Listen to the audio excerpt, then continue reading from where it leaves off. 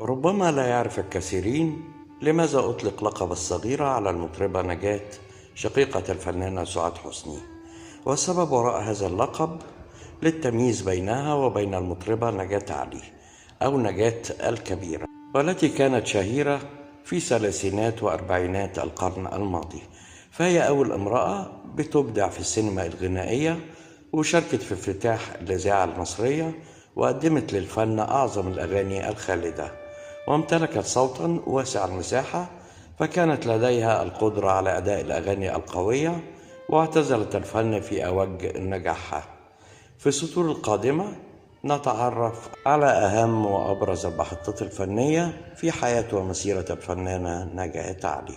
الفنانة نجاة علي واسمها الحقيقي هو نجية علي صيام، من مواليد 23 من شهر مارس 1913 في قرية بردين التابعة لمحافظة الشرقية.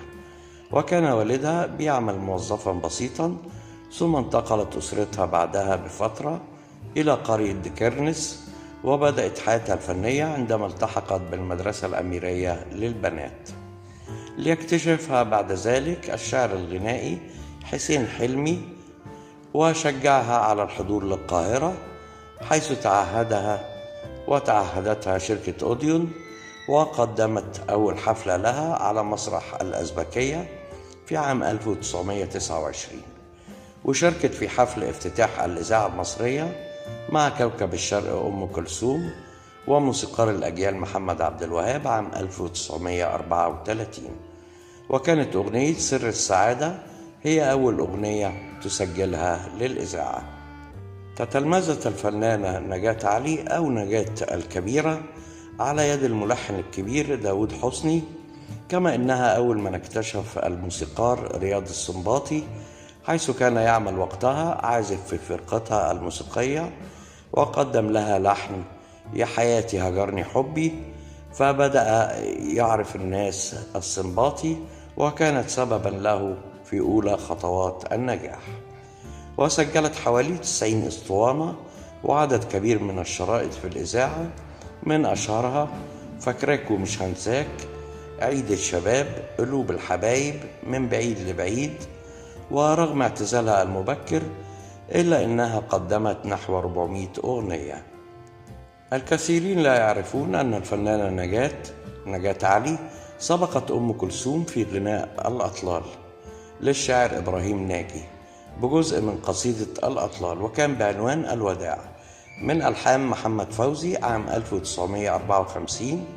ولم يشكل ذلك أزمة بين المطربتين، والتي كانت علاقتهم متينة وودية.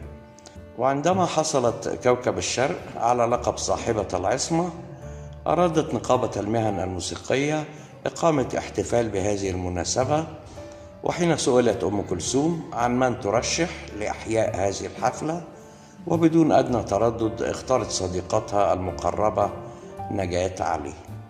بتعد الفنانة نجاة علي أول مطربة تغني في السينما الصامتة بالصوت فقط في فيلم معجزة السماء عام 1930 للمخرج إبراهيم لاما، وذلك من خلال الاسطوانات التي تدار أثناء المشاهد الصامتة، لتقف بعد ذلك لأول مرة أمام موسيقار الأجيال محمد عبد الوهاب في فيلم دموع الحب عام 1935، وغنت فيه يا فرحة القلب المشتاق، وصعب عليا، وأتبعتها ب5 أفلام بعد ذلك، هي حب من السماء، شيء من لا شيء، الحظ السعيد، الشاطر حسن، ثم فيلم الكل يغني، حيث ظهرت معها المطربة نجاة الصغيرة، والتي كانت تعرف وقتها بنجاة حسني البابا، وقامت بدور نجاة علي وهي طفلة، قامت بدورها وهي طفلة، وذلك ضمن أحداث سيناريو الفيلم،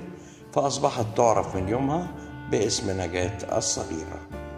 ورغم أن الفترة التي أمضتها نجاة علي في عالم الفن طويلة نوعا ما، فإن عدد الأفلام التي قدمتها معدودة، وهي ما عللته بأنها كانت مطلوبة كثيرا في الحفلات العامة، وهذا جعلها مشغولة طوال الوقت.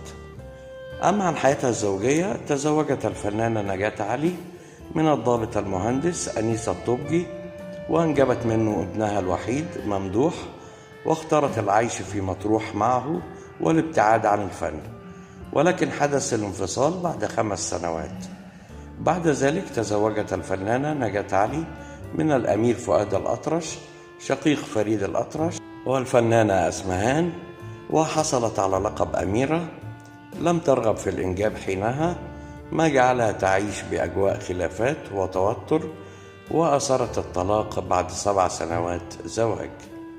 وكان زواجها الثالث من السويفي وهو من أصل سوري، أنجبت منه ابنها الثاني محمد، والذي أصبح لواء طيار فيما بعد.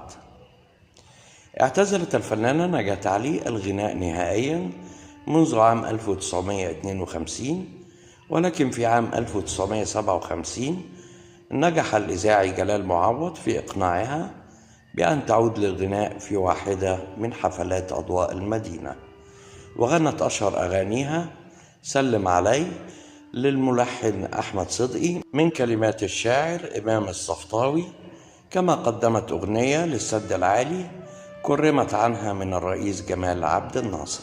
من أشهر أغاني نجاة علي فاكرك ومش هنساك، وعيد الشباب، يا ليمين في الهوى، قال إيه دلوقتي ما بيحبش، صلح الحبيب مع رياض السنباطي، وقلوب الحبايب، من بعيد لبعيد، بتشغلني، غنيت للناس، وقصيدة الأطلال لحن محمد فوزي.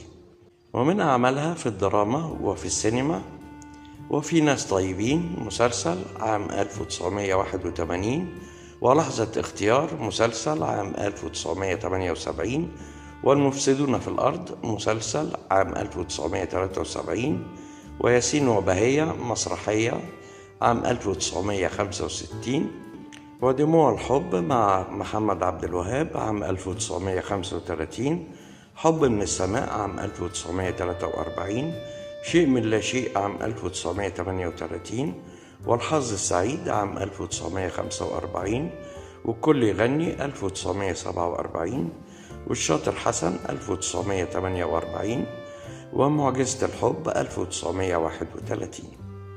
حصلت الفنانة نجاة الكبيرة أو نجاة علي على وسام الجدارة في عيد العلم والفن في منتصف السبعينات، وفي عام 1993 منحت وسام الريادة من جمعية فن السينما، لترحل بعد ذلك في هدوء في 26 من شهر ديسمبر لعام 1993 عن عمر يناهز 80 عام.